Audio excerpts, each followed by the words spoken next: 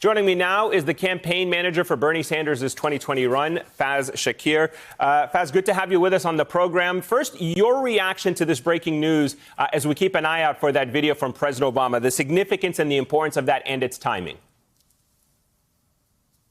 Well, now that there's a established frontrunner and Joe Biden who's likely to get this nomination, almost certainly to get this nomination, it makes sense that the president, who has generally tried to not meddle in this race, which we appreciate, he's now making his endorsement. And I think you see the party's unification efforts ongoing and continuing because everyone understands we have to defeat Donald Trump.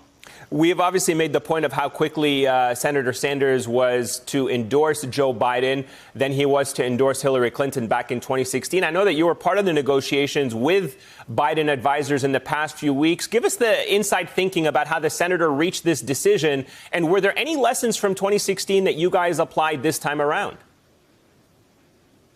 Well, I mean, this was a hard journey for all of us. I mean, for Senator Sanders especially. I mean, he's poured his heart and soul into this. For many of us as staff and volunteers and supporters of this campaign, it was more than just a campaign. It was a mission to change the priorities of the United States, to care for human life and to show that care in a different way.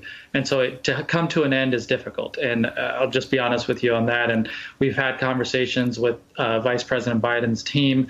They understand that it isn't an on and off switch to kind of win progressive support. They understand they have to kind of work to earn it. And what you saw us lay out yesterday was an effort to discuss a process about how that might happen, these task forces on various issue areas that will be created that will bring together the best minds and supporters of both campaigns to discuss how we can put forward an agenda that unifies this party and hopefully also establishes a good unity governance as well. There's no doubt that the senator in his message yesterday called for Democrats, independents, and even some Republicans to get behind Joe Biden. But we know there are definitely divisions among Bernie Sanders supporters. Briahna Joy Gray, for example, who was the national press secretary for his campaign, tweeted she does not endorse Biden. Congresswoman Alexandria Ocasio-Cortez says she's not ready to throw her support behind Joe Biden. How hard is Sanders prepared to work to try to convince his backers to support Joe Biden? And what are you looking from Joe Biden to do to win their votes as well? Well, the senator believes strongly that people will be on their own journey, and he understands a lot of people are brought to this campaign because they care deeply about issues, Medicare for all, a Green New Deal, canceling all student debt. Those are not positions held by Vice President Biden, not in the whole.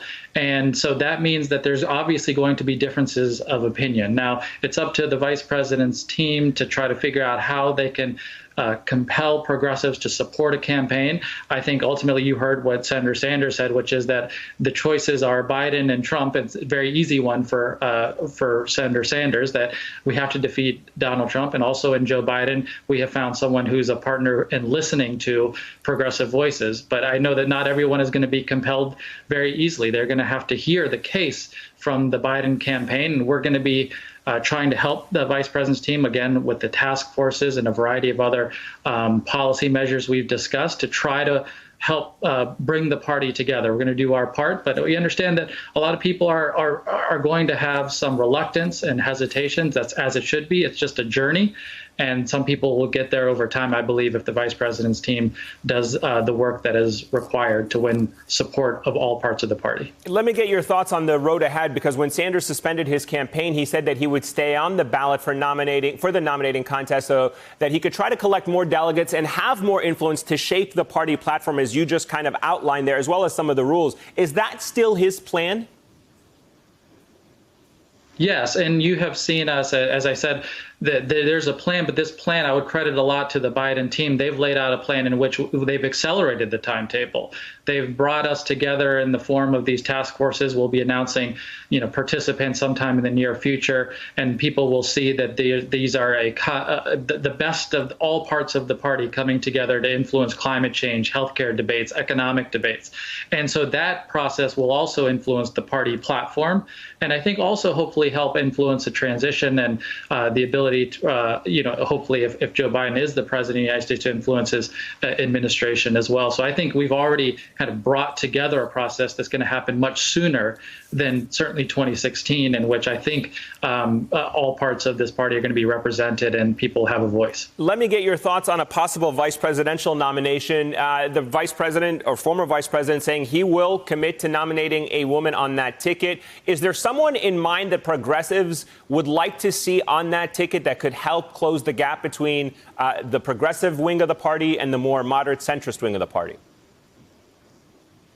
Well, when Senator Sanders and I spoke a bit about this, I know that these are decisions, when he was thinking about a vice presidential running mate, these are decisions that are very personal in nature. And you're looking for, I think, somebody who reflects your vision, ideology, your values, somebody who you trust as being a co-governing partner in the vice president. So I think ultimately we have to give a little space to Vice President Biden, who obviously has served in that position before, understands the qualities of somebody who he'd be looking for. Give him the space to make a decision that he feels most comfortable with and that he believes is going to best unify the party. And I think it's really up to him. I think I will say, Ayman, that beyond the vice presidency, there's also, cabinet selections and administration to fill out. And as he does those, I believe strongly that he's going to be looking to try to bring the party together with, essentially all of the voices of the party represented throughout the administration. Let me finally ask you, just kind of reflectively, when you look back, is there a way to change or achieve the goals and objectives that you wanted through the Sanders campaign without voting for Joe Biden in this election?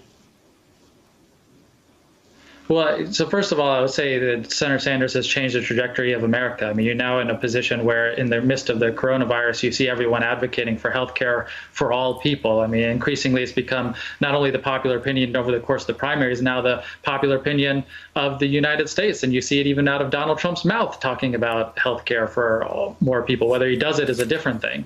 So I think you've seen even in student loan waivers, you see the movement, the trajectory in Senator Sanders' direction. I think that'll only continue.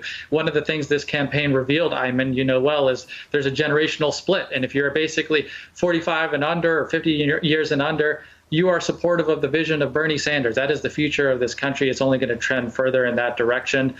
We just didn't have enough votes there this time around, but I guarantee you over time, he's going to build support for this movement. He's going to continue to stay engaged and active and do everything he can to compel the nation to move in this direction. Thank you for checking out our YouTube channel. Why don't you subscribe? It's really easy. Just click on that button down there. And for more news from MSNBC, click on any of these videos here for the latest interviews and highlights. You can get more videos from MSNBC with our newsletters. Head over to msnbc.com/newsletters to sign up.